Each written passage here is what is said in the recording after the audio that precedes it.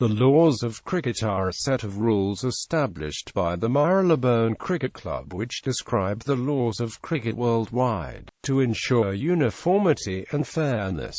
There are currently 42 laws which outline all aspects of how the game is played, from how a team wins a game, how a batsman is dismissed, through to specifications on how the pitch is to be prepared and maintained. The MCC is a private club based in London in England and is no longer the game's official governing body. However, the MCC retains the copyright in the laws of the game, and only the MCC may change the laws, although nowadays this would usually only be done after discussions with the game's global governing body, the International Cricket Council. Cricket is one of the few sports for which the governing principles are referred to as laws rather than as rules or regulations. However, regulations to supplement and/or vary the laws may be agreed for particular competitions. Those applying for international matches can be found on the ICC's website. History. The origins of cricket are debatable, but it probably derived from numerous games and sports involving hitting a ball with a bat or club. In the 18th century, it expanded to become a betting game, especially popular with the British aristocracy. The earliest laws were drawn up in that context, to help regulate a game on which large sums of money were being staked. The earliest existing known code of cricket was drawn up by certain noblemen and gentlemen who used the Artillery Ground in London in 1744. In 1755 there is further reference to the laws being revised by several cricket clubs, particularly the Star and Garter in Pall Mall, followed by a revision of the laws by a committee of noblemen and gentlemen of Kent, Hampshire, Surrey, Sussex, Middlesex and London at the Star and Garter in 1774. A printed form of the laws was published in 1775, and a further revision to the laws was undertaken by a similar body of noblemen and gentlemen of Kent, Hampshire, Surrey, Sussex, Middlesex and London in 1786. However, these laws were not universally followed, with different games played under different guidance. On the 30th of May 1788, the Marylebone Cricket Club, which had been formed by the leading noblemen and gentlemen playing the game just 1 year before, produced its first code of laws. Whilst the MCC's version of the laws were not accepted fully immediately, or applied consistently, it is the successor of these laws that governs the game today. The next major change in 1809 saw further standardization of the weight of the ball from between 5 and 6 ounces to between 5.5 and 5.75 ounces, and the width of the cricket bat was standardized for the first time. The law to score runs of a ball hitting the non-striker stumps was made redundant, and the length of stumps was increased from 22 to 24 inches and bails from 6 to 7 inches to help the bowlers, and the importance of umpires was further enhanced. Finally, a new method of dismissing a batsman was introduced. Previously, as cricket uses a hard ball and leg pads were not used, players would naturally play with the legs away from the wicket. As batsmen started to wear pads, they became willing to cover the stumps with the legs to prevent the ball hitting the stumps and bowling them. Therefore, a leg before wicket rule was introduced so that a batsman preventing the ball hitting his stumps with his legs would be out. In 1829 the length of stumps increased from 24 to 27 inches and the length of the bails was increased from 7 to 8 inches, again to help the bowlers. For the first time, the thickness of stumps was mentioned. A new code of laws was approved by the MCC Committee on the 19th of May 1835, and another on the 21st of April 1884. In the 1884 laws the number of players was formalized for the first time, and the size of the ball was formalized for the first time too.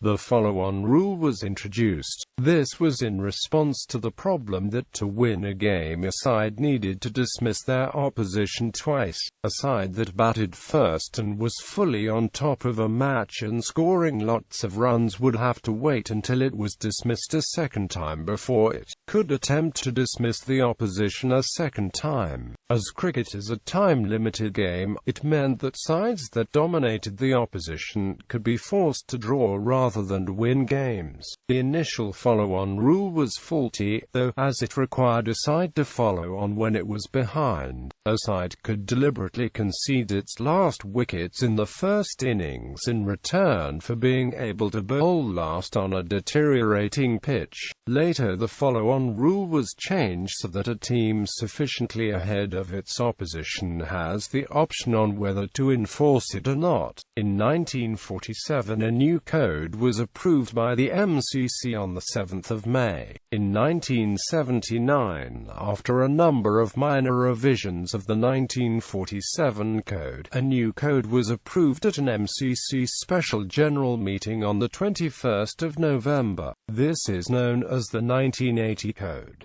Amongst other changes, imperial units are now followed by metric units in the specifications. In 1992, a second edition of the 1980 code was produced. In 2000, a new code, which for the first time included a preamble defining the spirit of cricket, was approved on the 3rd of May. The code was rewritten into plain English and is more discursive than previous codes. The length of an over was officially standardized at 6 balls for all matches, although in practice this had been the case for 20 years before that. In 2003, a second version of the 2000 code was produced incorporating necessary amendments arising from the application of the 2000 code. Throwing was first regulated in laws produced in 1829.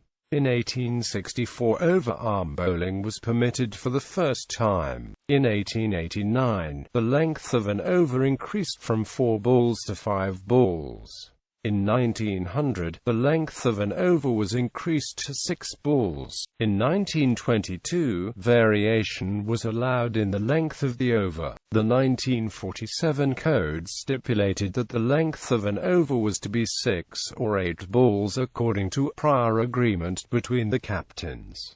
Today's laws. The Marylebone Cricket Club is the framer of the laws of cricket, the rules governing play of the game. The laws are intended to apply to all 2-innings matches. The International Cricket Council has implemented standard playing conditions for test matches, and standard playing conditions for one-day internationals, to augment the laws of cricket. Similarly, each cricketing country has implemented playing conditions to govern domestic cricket. The laws provide for one-day or limited overs cricket by stipulating that the number of innings per side may be 1 or 2, and that each innings may be restricted to a maximum number of overs, or a maximum period of time. The laws retained the imperial units as they were originally specified, but now also include metric conversions. The laws are organized into a preface, a preamble, 42 laws, and 4 appendices. The preface relates to the Marylebone Cricket Club and the history of the laws. The preamble is a new addition and is related to the spirit of the game. It was introduced to discourage the increasing practices of ungentlemanly conduct.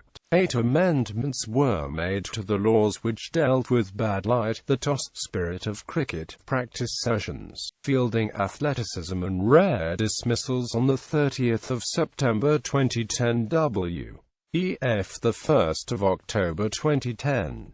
These amendments can be read here. The version of the laws currently in force is the Laws of Cricket 2000 Code, 5th edition, which came into effect on the 1st of October 2013. It incorporates amendments to a large number of laws. The laws themselves deal with the following: players and officials. The first 4 laws cover the players, the umpires and the scorers.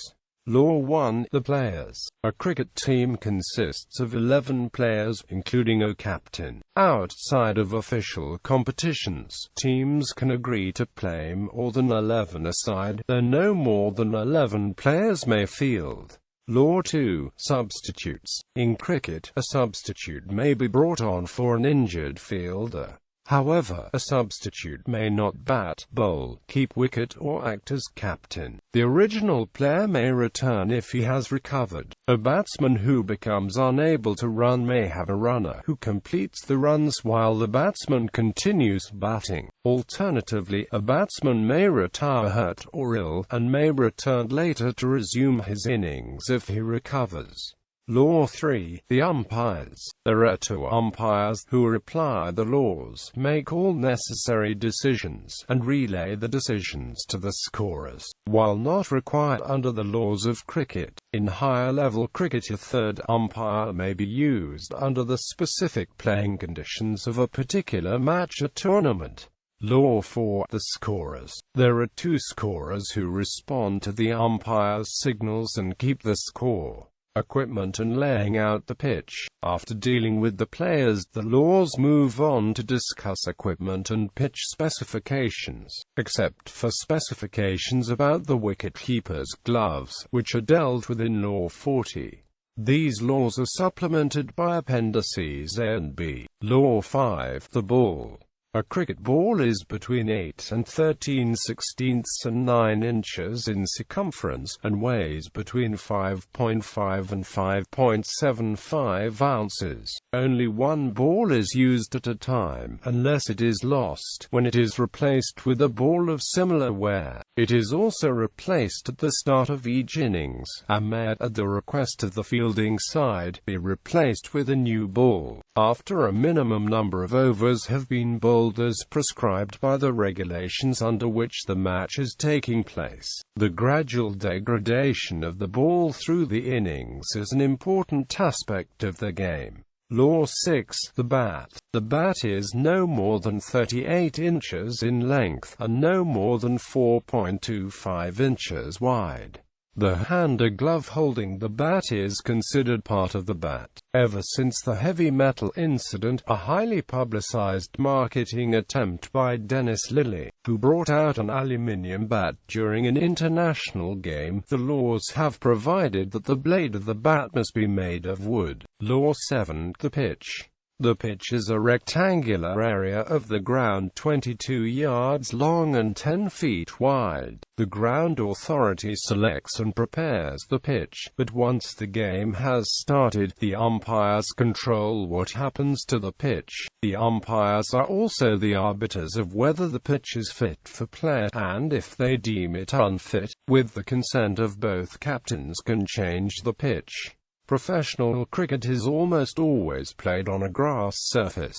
However, in the event an on-turf pitch is used, the artificial surface must have a minimum length of 58 feet and a minimum width of 6 feet. Law 8. The wickets. The wicket consists of 3 wooden stumps that are 28 inches tall. The stumps are placed along the batting crease with equal distances between each stump. They are positioned so that the wicket is 9 inches wide. 2 wooden bails are placed on top of the stumps. The bails must not project more than 0.5 inches above the stumps, and must, for men's cricket, be 4 and 5/16 inches long. There are also specified lengths for the barrel and spigots of the bail. There are different specifications for the wickets and bails for junior cricket. The umpires may dispense with the bails if conditions are unfit. Further details on the specifications of the wickets are contained in Appendix A to the laws. Law 9. Bowling, popping, and return creases. This law sets out the dimensions and locations of the creases. The bowling crease, which is the line the stumps are in the middle of, is drawn at each end of the pitch so that the 3 stumps in the set of stumps at that end of the pitch fall on it. Each bowling crease should be 8 feet 8 inches in length, centered on the middle stump at each end, and each bowling crease terminates at one of the return creases. The popping crease, which determines whether a batsman is in his ground or not, and which is used in determining front foot no balls, is drawn at each end of the pitch in front of each of the 2 sets of stumps. The popping crease must be 4 feet in front of and parallel to the bowling crease. Although it is considered to have unlimited length, the popping crease must be marked to at least 6 feet on either side of the imaginary line joining the centers of the middle stumps. The return creases, which are the lines of bowler must be within when making a delivery, are drawn on each side of each set of the stumps, along each side of the pitch. The return creases lie perpendicular to the popping crease and the bowling crease, 4 feet 4 inches either side of and parallel to the imaginary line joining the centers of the 2 middle stumps. Each return crease terminates at one end at the popping crease, but the other end is considered to be unlimited in length and must be marked to a minimum of 8 feet from the popping crease. Law 10. Preparation and maintenance of the playing area. When a cricket ball is bowled, it almost always bounces on the pitch, and the behavior of the ball is greatly influenced by the condition of the pitch. As a consequence, detailed rules on the management of the pitch are necessary. This law contains the rules governing how pitches should be prepared, mown, rolled, and maintained. Law 11. Covering the pitch. The pitch is said to be covered when the groundsmen have placed covers on it to protect it against rain or dew. The laws stipulate that the regulations on covering the pitch shall be agreed by both captains in advance. The decision concerning whether to cover the pitch greatly affects how the ball will react at the pitch surface, as a ball bounces differently on wet ground as compared to dry ground. The area beyond the pitch where a bowler runs so as to deliver the ball should ideally be kept dry so as to avoid injury through slipping and falling, and the laws also require these to be covered wherever possible when there is wet weather. Structure of the game. Laws 12 to 17 outline the structure of the game. Law 12. Innings. Before the game, the teams agree whether it is to be over 1 or 2 innings, and whether either or both innings are to be limited by time or by overs. In practice, these decisions are likely to be laid down by competition regulations, rather than pre-game agreement. In 2 innings games, the sides bat alternately unless the follow-on is in force. An innings is closed once all batsmen are dismissed. No further batsmen are fit to play at the innings is declared or forfeited by the batting captain, or any agreed time or over limit is reached. The captain winning the toss of a coin decides whether to bat or to bowl first. Law 13. The follow-on. In a 2-innings match, if the side batting second scores substantially fewer runs than the side which batted first, then the side that batted first can require their opponents to bat again immediately. The side that enforced the follow-on has the chance to win without batting again. For a game of 5 or more days, the side batting first must be at least 200 runs ahead to enforce the follow-on. For a 3 or 4-day game, 150 runs. For a 2-day game, 100 runs. For a 1-day game, 75 runs. The length of the game is determined by the number of scheduled days play left when the game actually begins.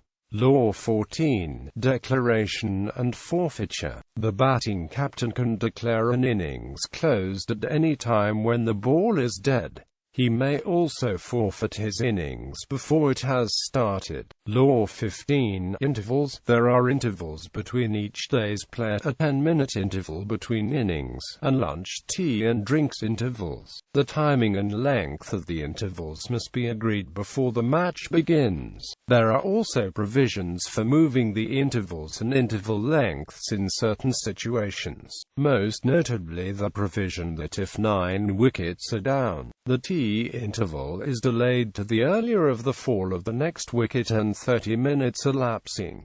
Law 16. Start of play. Cessation of play. Play after an interval commences with the umpire's call of play, and at the end of a session by time. The last hour of a match must contain at least 20 overs, being extended in time so as to include 20 overs if necessary. Law 17. Practice on the field. There may be no batting or bowling practice on the pitch except before the day's play starts and after the day's play has ended. Bowlers may only have trial run-ups if the umpires are of the view that it would waste no time. Scoring and winning. The laws then move on to discuss how runs can be scored and how one team can beat the other. Law 18. Scoring runs. Runs are scored when the two batsmen run to each other's end of the pitch. Several runs can be scored from one ball. Law 19. Boundaries. A boundary is marked round the edge of the field of play. If the ball is hit into or past this boundary, 4 runs are scored, or 6 runs if the ball didn't hit the ground before crossing the boundary. Law 20. Lost ball. If a ball in play is lost or cannot be recovered, the fielding side can call lost ball. The batting side keeps any penalty runs and scores the higher of 6 runs and the number of runs actually run. Law 21. The result. The side which scores the most runs wins the match. If both sides score the same number of runs, the match is tied. However, the match may run out of time before the innings have all been completed. In this case, the match is drawn. Law 22. The over. An over consists of 6 balls bowled, excluding wides and no balls. Consecutive overs are delivered from opposite ends of the pitch. A bowler may not bowl 2 consecutive overs. Law 23. Dead ball. The ball comes into play when the bowler begins his run-up, and becomes dead when all the action from the ball is over. Once the ball is dead, no runs can be scored and no batsman can be dismissed. The ball becomes dead for a number of reasons, most commonly when a batsman is dismissed, when a boundary is hit, or when the ball has finally settled with the bowler or wicket-keeper. Law 24. No ball. A ball can be a no ball for several reasons. If the bowler bowls from the wrong place, or if he straightens his elbow during the delivery, or if the bowling is dangerous, or if the ball bounces more than twice or rolls along the ground before reaching the batsman, or if the fielders are standing in illegal places. A no ball adds 1 run to the batting team's score, in addition to any other runs which are scored off it, and the batsman can't be dismissed off a no ball except by being run out as stumped, or by handing the ball, hitting the ball twice, or obstructing the field. Law 25. Wide ball. An umpire calls a ball wide if, in his or her opinion, the batsman did not have a reasonable opportunity to score off the ball. A wide adds 1 run to the batting team's score, in addition to any other runs which are scored off it, and the batsman can't be dismissed off a wide except by being run out as stumped, or by handing the ball, hitting his wicket, or obstructing the field. Law 26. By and leg by. If a ball that is not a no ball or wide passes the striker and runs are scored, they are called byes. If a ball that is not a no ball hits the striker but not the bat and runs are scored, they are called leg byes. However, leg byes cannot be scored if the striker is neither attempting a stroke nor trying to avoid being hit. Byes and leg byes are credited to the teams but not the batsman's total. Mechanics of dismissal. Laws 27 to 29 discuss the main mechanics of how a batsman may be dismissed. Law 27. Appeals. If the fielders believe a batsman is out, they may ask the umpire, "How's that?" commonly shouted emphatically with arms raised before the next ball is bowled. The umpire then decides whether the batsman is out. Strictly speaking, the fielding side must appeal for all dismissals, including obvious ones such as bowled. However, a batsman who is obviously out will normally leave the pitch without waiting for an appeal or a decision from the umpire. Law 28. The wicket is down. Several methods of being out occur when the wicket is put down. This means that the wicket is hit by the ball, or the batsman, or the hand in which a fielder is holding the ball, and at least one bail is removed. But if both bails have already been previously removed, one stump must be removed from the ground. Law 29. Batsman out of his ground. The batsman can be run out of stumped if they are out of the ground. A batsman is in his ground if any part of him or his bat is on the ground behind the popping crease. If both batsmen are in the middle of the pitch when a wicket is put down, the batsman closer to that end is out. Ways to get out. Laws 30 to 39 discuss the various ways a batsman may be dismissed.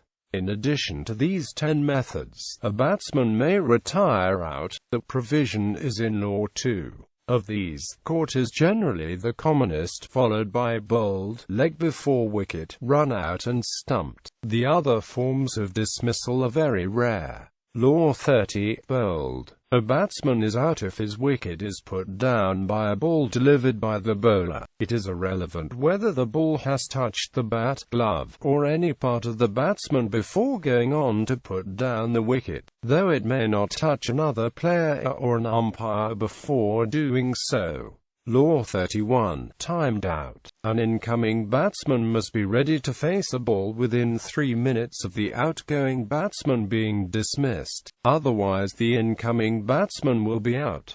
Law 32. Caught. If a ball hits the bat or the hand holding the bat and is then caught by the opposition within the field of play before the ball bounces, then the batsman is out. Law 33. Handled the ball. If a batsman willfully handles the ball with the hand that is not touching the bat without the consent of the opposition, he is out. Law 34. Hit the ball twice. If a batsman hits the ball twice, other than for the sole purpose of protecting his wicket or with the consent of the opposition, he is out. Law 35. Hit wicket. If after the bowler has entered his delivery strident while the ball is in play, a batsman puts his wicket down by his bat or his body, he is out. The striker is also out. Hit wicket if he puts his wicket down by his bat or his body in setting off for a first run. Body includes the clothes and equipment of the batsman. Law 36. Leg before wicket. If the ball hits the batsman without first hitting the bat, but would have hit the wicket if the batsman was not there, and the ball does not pitch on the leg side of the wicket, the batsman will be out. However, if the ball strikes the batsman outside the line of the off stump, and the batsman was attempting to play a stroke, he is not out. Law 37. Obstructing the field. If a batsman willfully obstructs the opposition by word or action, he is out.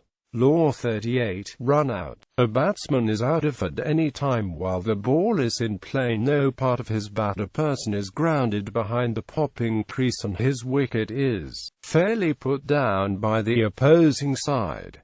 Law 39. Stumped. A batsman is out when the wicket-keeper puts down the wicket, while the batsman is out of his crease and not attempting a run. Fielders. Law 40. The wicket-keeper. The keeper is a designated man from the bowling side allowed to stand behind the stumps of the batsman. He is the only player from his side allowed to wear gloves and external leg guards.